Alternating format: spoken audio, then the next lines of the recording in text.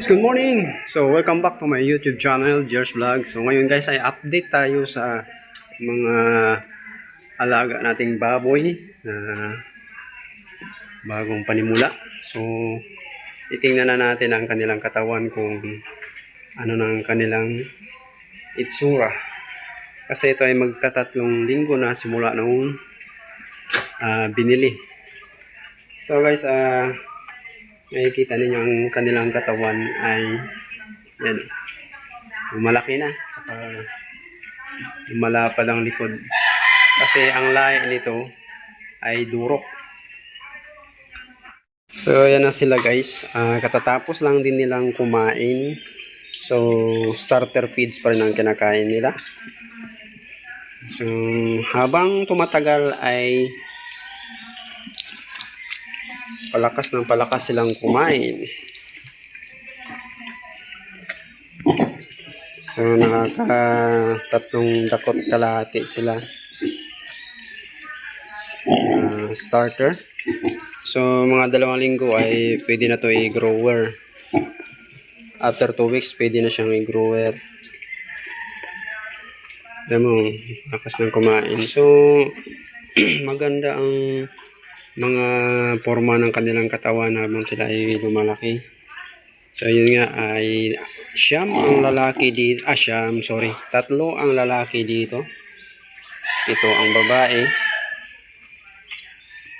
So guys, ayan o, makikita na ninyo yung kanilang pertahan na lumilitaw kung alin ang maganda.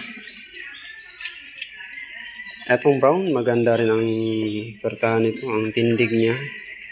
So hindi pa natin ngayon makikita sa ngayon yan. Makikita natin yan mga 80-90 ang kanilang timbang. So makikita natin ang kanilang tindig. So, ang ganda ng pertahan niya. So tsaka yung didi niya guys, kailangan pantay. Halimbawa 12 sa kabila, 12 sa kabila. Kung 12 sa kabila, 13 sa kabila, mas okay yun. Tsaka hindi natin maiwasan kung matapang sila o hindi. So nasa pag-aalaga din yan. So nakikita ninyo dati yung mga dati kong video tungkol sa pagbababoy, nandun lahat guys. Simula paano magpang-anak ng baboy, paano magbakuna. Ayan ay mag-alas 7 pasado na, mag-alas 8. So simula nung lumabas ako kanina, basta maamoy lang nilang nagpapakain or marinig lang nilang naglalakad ang nagpapakain. So karamihan ang pang-amoy ng baboy. Kung sino nagpapakain, yun ang lagi nilang magkaroon sila ng atensyon para magpapakain na ang nag-aalaga ng baboy. So napapansin ko kasi sa mga nag-aalaga, kung sino ang nagpapakain, doon nila na amoy ang tao na yun or ang nagpapakain ng baboy. Yan, mamayang hapon ko na naman siya pakainin. So yun, 2 beses sa isang araw ako nagpapakain guys. Yung iba 3 beses. So mas maganda rin yung 3 beses sa isang araw, sa umaga, tanghali, saka sa hapon. Mabilis lumaki ang baboy. Depende pa rin sa paglaki ng baboy kung mabilis lang siya or mabagal. Meron kasing baboy na mabansot kahit anong pakain mo, bansot talaga siya. Sa mga nagbabansot guys ay ginagawa ko, hiniwalay ko yun sa isang kulungan para solong-solo niyang pagkain. So yan, nakahiga na sila. Mamaya matulog yan. So mamayang tanghali, lilinisin ko yung dumi nila.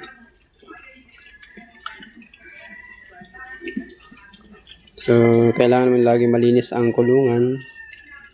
So, dito guys, ang linis naman namin ng tubig dito, ayan o.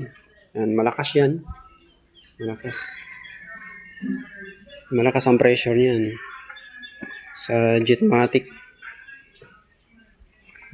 Sa tatlong beses na yan sa isang araw, napapalitan,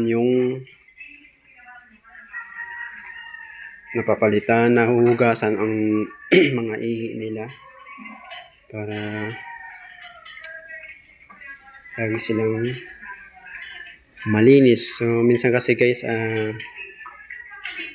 sa experience ko lang pag laging marumi ang kulungan or minsan lang nililinisan, minsan may posibilidad na yung baboy ay nagkakasakit din. Sa akin lang yun, sa experience ko.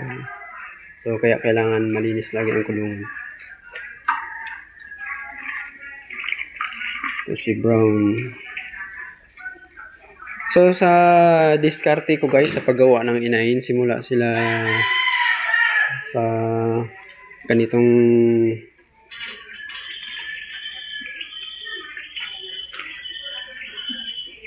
ano nila, yung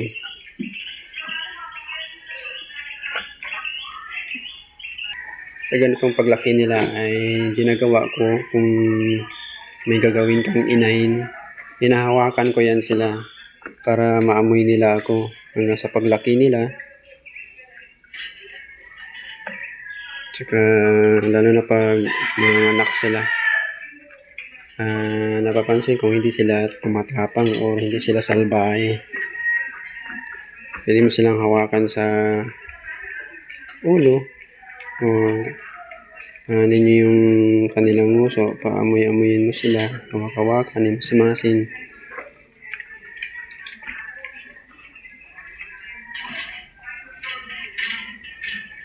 Laki na, siguro mga ano na to, 30 kilos or 25 kilos ito. Sigurado mga 30 or 25 kilos ito. Lalaki yan.